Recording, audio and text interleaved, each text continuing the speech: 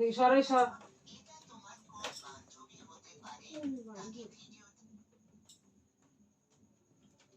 সর সর সর গুছাতে দে গুছাতে দে।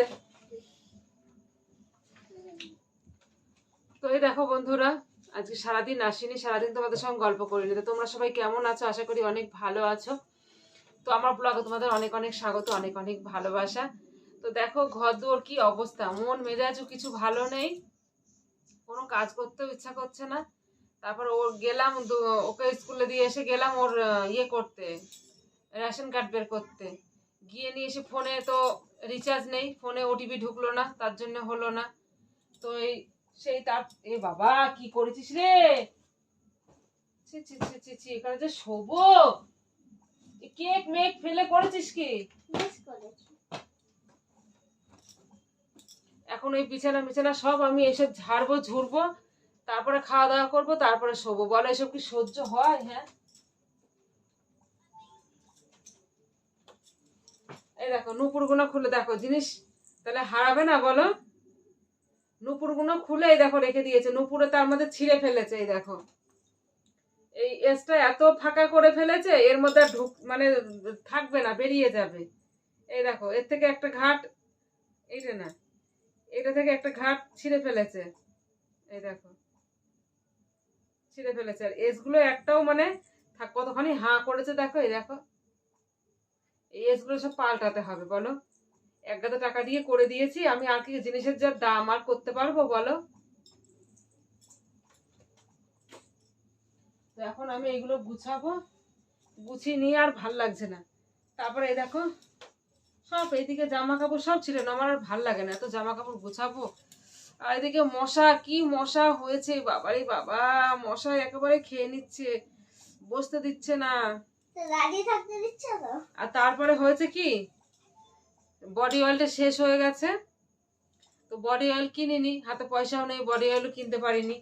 তো গরম গরম পড়ছে, তবু এই যে তেল মাখা হচ্ছে না, বডি অয়েল ছাড়া তো অন্য তেল মাখতে পারি না। গা হাত পা কি খোস খোস উঠছে দেখো, এরকম খোস উঠছে, পা মাগুলো দেখা যাচ্ছে না। সে তেল মাখলে বেশ সুন্দর লাগে, বিচ্ছিরি লাগছে, বিচ্ছিরি কি বলবো তোমাদের, কি দেখাবো। তো আমার মেয়েকে বলছি খেয়ে নিয়ে শুয়ে পড়, কাল আবার স্কুলে যাবি। তো দেখো সেই থেকে মানে খাবার চ চ চ করছে, কিছুতেই যাচ্ছে না, সে ফোন ঘেটেই যাচ্ছে, খেলা করেই যাচ্ছে, কি সাজাচ্ছে কি জানি না। ও মা বাবা, দেয়ালে যে মেয়েটার ছবি আছে না, নাম জানো? জানি না। মোনালিসা। হ্যাঁ মোনালিসা, ইয়ে তো শাশুড়ি, ওটা তোমার শাশুড়ি? মানে আমার ঠাম্মা না। আমার ঠাম্মা শাশুড়ি। তাহলে তো বড় মা হচ্ছে, বড় মা হচ্ছে। তো যাই হোক, মন মেজাজ কিছু ভালো নেই। দুপুরবেলা একটুখানি ঘুমাতে গেলাম, আর শরীরটাও মানে ভালো নেই। শরীর মানে জল খাওয়া হয়নি, কারণ শরীর পুরো কষে গেছে, চড়ে গেছে। তো জল খাচ্ছি, জল খেয়েও কিছু হচ্ছে না, মানে এমনিতেই সত্যি আমার শরীর এমনি চড়া। তারপরে সারাদিন কিছু খাইনি, সারা রাত খাইনি, কেমন যেন শরীরটা চড়ে গিয়েছে, ভাল লাগছে না। চোখে শুধু ঘুম, চোখে শুধু ঘুম। কালকে কিভাবে যে রাত গিয়েছে আমি টের পাইনি। কালকে মানে 11টার সময় শুয়েছি, আর এদিকে 7টা বাজে, যখন ফোনে অ্যালার্ম বাজছে তখন আমার ঘুম ভেঙেছে। কিভাবে রাত গিয়েছে টের পাইনি। আমি তাই বলছি, এইরকম ঘুম যদি রেগুলার আমার হয় তাহলে খুব ভালো, আমি এইরকম ঘুমটাই চাই।